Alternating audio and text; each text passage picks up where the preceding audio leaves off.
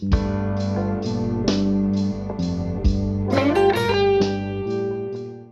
g'day, Joey here. Blues Riffs for Guitar by Mark Michaels. We're up to lick 32. Another more B.B. King blues. This one's short and sweet, so a great opportunity to just focus on something. Whenever I have these short licks, I take the opportunity to just focus on something to work on.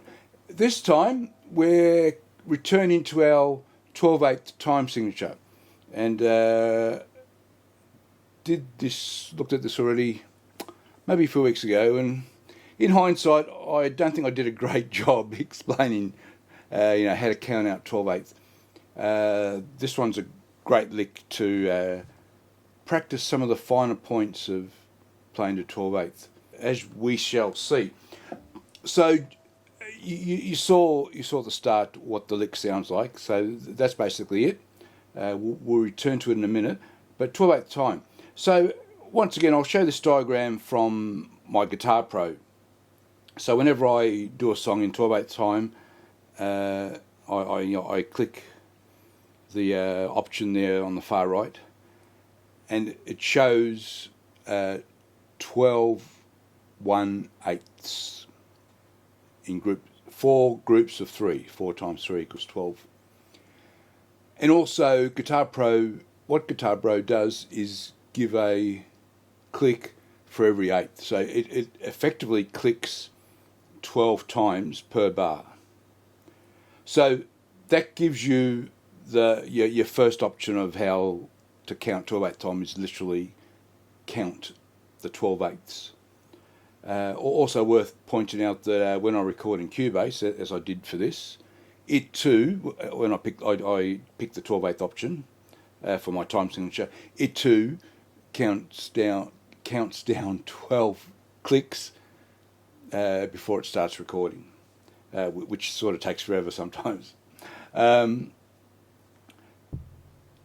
A alternative to that, while still counting 12 times, is to treat them, so that you see there's 4 groups of 3, to treat them all, each group of 3, as almost a mini 3/4 bar. So you count 1 2 3 1 2 3 1 2 3 1 2 3, and indeed, to do this lick we're about to do, I find that works reasonably well.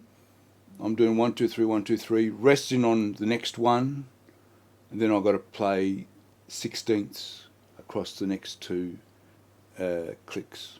I won't call them beats. They're not actually. They're not beats in my view. Because they are. It is a click per 8th note.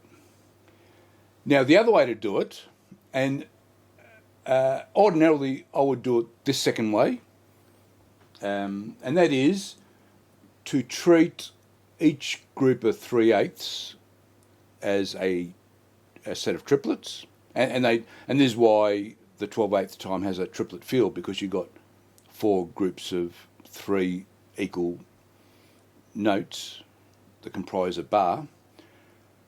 So when you do it that way, and that's a way I often do it, you are counting 1 2 3 4 for the bar, almost like 4/4 time, and you are instinctively knowing that there are 3 triplets per beat. Yeah, so it's if you can imagine 1 2 3 4, and that will be a bar. Whereas Cubase and Guitar Pro is basically going 1 2 3 4 5 6 7 8 9 10 11 12, and then starting again for the whole bar.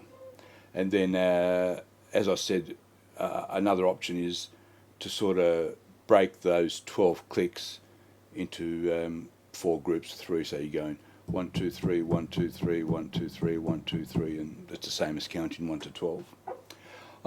So I hope that makes some sense. I mean, when you look at that picture from my Guitar Pro, it effectively does look like 4 groups of triplets, and you don't need to write the little 3, because it's 12/8 time. It's understood that that clump of 3 notes sounds like a triplet. That's just understood.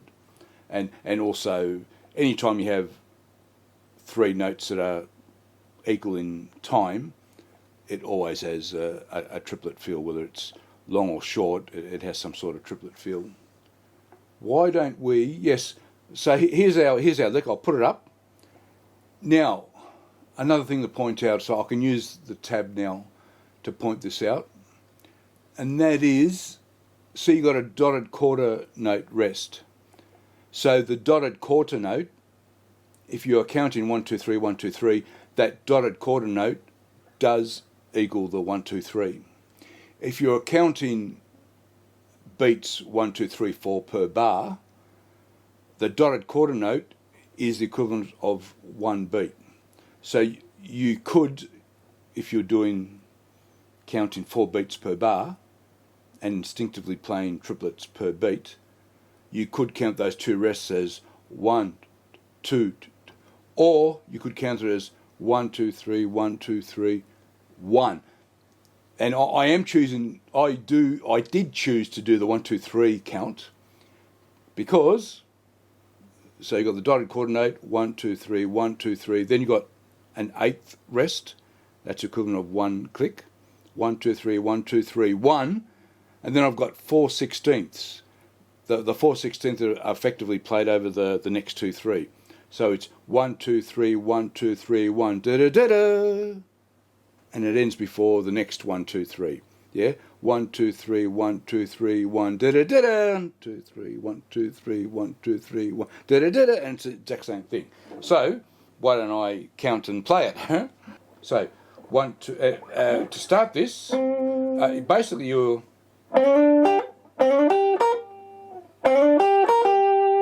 So that's roughly what you're doing. Yeah? Because you got that slide. Grace note, yeah? So it's 2, 3, 1, 2, 3, 1. That's basically it. So the key focus here is this on its own, you know. Hopefully you can all do that. By the way, that's just playing over the notes of a G minor. We're sliding to that D, G, B flat, G. That's basically a D minor shape, yeah?